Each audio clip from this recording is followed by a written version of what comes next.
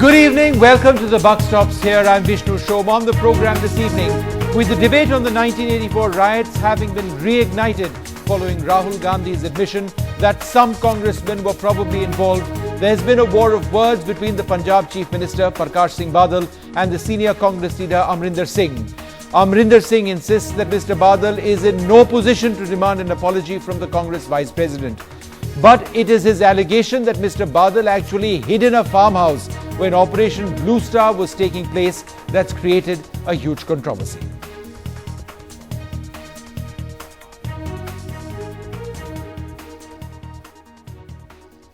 Joining us now, the former Punjab Chief Minister and senior Congress leader Amarinder Singh. Sir, thank you very much for speaking to us.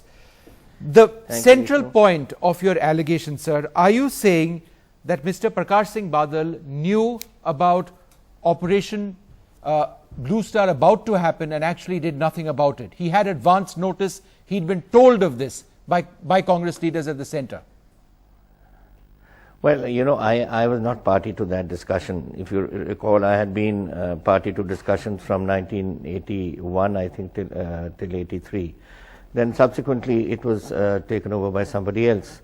But there was a meeting on the 26th of May in 1984 in which there were three people from the Akali Dal, Parkash Singh Badal, Gurcharan Singh Toda and Surjit Singh Barnala. And from the Congress side there were three senior ministers. And straight after this meeting, which took place here in Delhi, Mr. Gurcharan Singh Toda went back to the Golden Temple, and he was there when the action took place.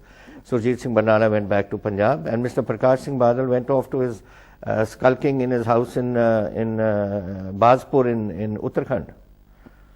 No, but sir, why did he do that? The allegation and the manner in which you've been quoted, you seem to suggest that he wasn't ready to face up to what was about to happen in Amritsar.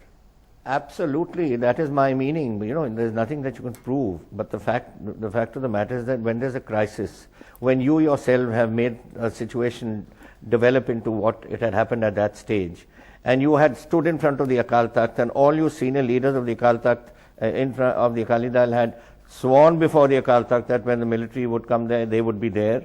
Why wasn't he there? I mean, if people say that nobody knew that Blue Star was coming on the night of the 5th, 6th of June, but certainly on the 1st of June, when the CRP and the Punjab police had surrounded Darbar Sahib, at that time he should have known. He should have known on the 2nd, he should have known on the 3rd. What made him stay in UP and what made him not go back to the Golden Temple? Sir, but again, the central question needs to be asked. Do you therefore believe that he was tipped off on Operation Blue Star? He believed it was inevitable? I think he must have known. I don't think the ministers would have tipped him off. Certainly not. But certainly he would known that this was going to happen. And I think he decided to just chicken out. That's it. So why does this debate have to happen now? Why is it that you're raising these points at this stage? Vishnu, this is not now. This has been going on for 29 years. This is the 30th year going on. Every time there's a state assembly election or there is a parliamentary election, the Akali Dal themselves raise it. And they keep saying Congress must apologize, Congress must accept the blame. What about the RSS? What about the BJP? What about the people at the Agarwal Commission, here it is, who have given 49 names and put 14 FIRs against RSS and BJP people? What about them? He conveniently forgets. Just linking back to Mr. Badal, he says, because he's already reacted to some of the remarks which you'd made yesterday as well, I believe. He says that, look, he was jailed after Blue Star. You should be the last person questioning his courage or his convictions at the time. He spent time behind bars. So you're wrong in making these remarks. I think Mr. Badal has a habit of always trying to make up stories.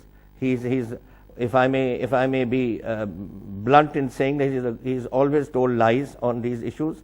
Let me tell you, he came back many days after Blue Star, probably 3 or 4 days after Blue Star. He came to Chandigarh. He had a press conference. In that press conference, he called on the Sikhs in the Indian Army to mutiny, which is a treasonable act.